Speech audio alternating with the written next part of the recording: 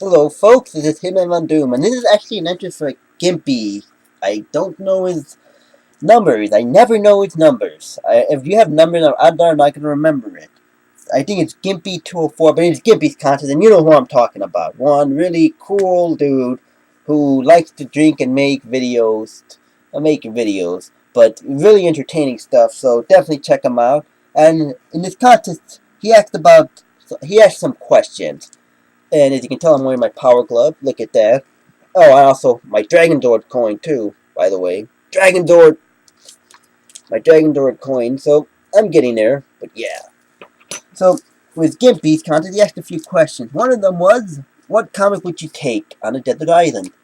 Or what run, at least. And if you've seen my videos, you would know that I am a gigantic X-Men fan from Claremont's least run, and that's what I would take. I would take all of Chris Claremont's first run on X-Men.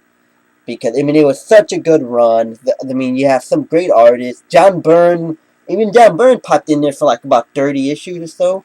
So, you got two really great creative minds. You have arguably one of the best stories that's still told today, the Dark Phoenix saga in that. And, it's just such a long run, such a really good run that, it would be X-Men, that run of Uncanny X-Men for sure.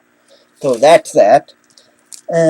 Record I would take on a desert island. Well, the record that I would take, and I'm kind of going old school, back to my middle school days, like 7th and 8th grade. I'm not that old, but 7th and 8th grade when I was introduced to some of this music, and I would have to say Dr. Dre, The Chronic. I mean, that's the best thing I could have to say. I mean, that is like the gold standard when it comes to like early gangster hip hop. That's like the kind of like the gold standard right there. That I would take that, and that's something I can listen to over and over and over again, which I will be doing on this desert island. Second thing was, what's my favorite cartoon? Like The Simpsons, Family Guy, and South Park. Well, currently right now, I actually I prefer American Dad, but if I'm gonna if I'm gonna look at it long term, I would have to say, and this is no surprise, The Simpsons. And for those of you who appreciate this song and like Planet of the Apes, he can talk. He can talk. He can talk. He can talk. He can talk. He can talk. He can talk. I can sing. Oh, help me, Dr. Zayas. Oh, come on, you can't, it's just your stuff, classic stuff.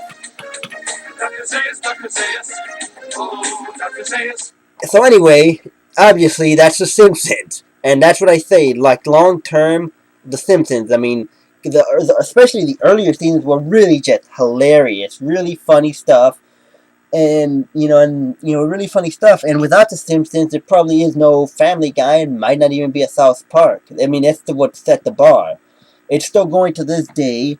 Admittedly, it's not as good as it used to be, but it's definitely improved over some of the previous seasons. Because I know there were like a few seasons there where, about 2 seasons there, I couldn't even watch. I just couldn't stand it. It was not funny.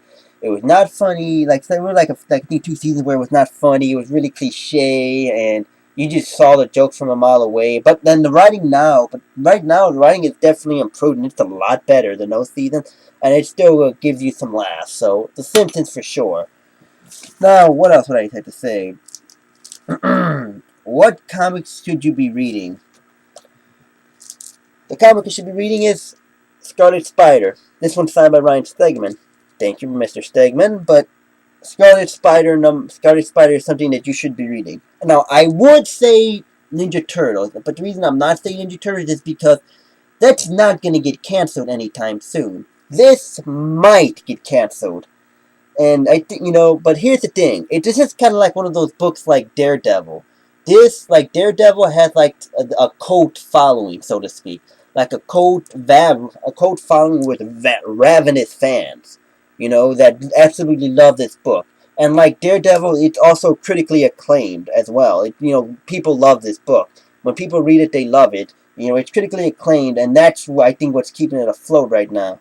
But I mean, this is why I'm saying this. You should definitely read the Scarlet Spider. Pick up the first trade. You'll probably enjoy it. They're crossing over with Wolverine and his X-Men, so that also was a really solid issue as well. You'll definitely enjoy this. It's a $2.99 book, by the way, too, which is rare to find at Marvel these days.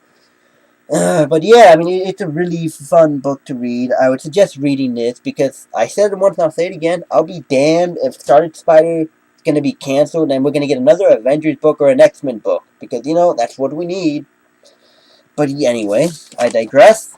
The second thing was... you should be listening to.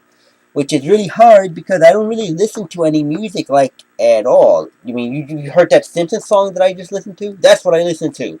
Stuff like that. But if I were to say just a band, I would probably say, I guess, Coldplay. I mean, and the reason I say Coldplay is because I like their music, but I think it's something that they're a band that kind of does things that are a little different than other bands. Like, their music isn't typical of other bands and what's being done usually. And so it's a lot different. It's something you could listen to and not really be offended by. And like I said, it's different. So, Coldplay. And what's the next one? Well, who would you marry? This is an easy one. I would marry Jean Grey, Barbara Go, Phoenix, whatever you want to call it. But I would marry Jean Grey. I mean, and some people would say, oh, Jean Grey, but she's a telepath. She can read your mind. But, folks, I'm an open book, kind of. I pretty much speak my mind, and I'm pretty much known for saying things in places I shouldn't say them. So, people know that. So, that wouldn't really be a problem. And Jean Grey's hot. I mean, come on. She's got a nice, tight body to her. And not only that, but she doesn't dress in anything really slutty. I mean, she dresses in a full outfit. Nothing really slutty, no low-cut dresses, unless you want to count the Marvel Girl stuff. But, it's nothing really too revealing, too. And additionally, she's also a redhead. And if those of you who don't know me, I love redheads. I have a thing for redheads. That's my thing. So, ladies, people, if you know any redheads there, give them my number. Give them my number, my contact info. Just joking. Or am I? Right, you can't see me winking. But still, yeah, Jean Grey. And what else is there? Hero for your best friend. Well, this is kind of, for me, it's an easy one.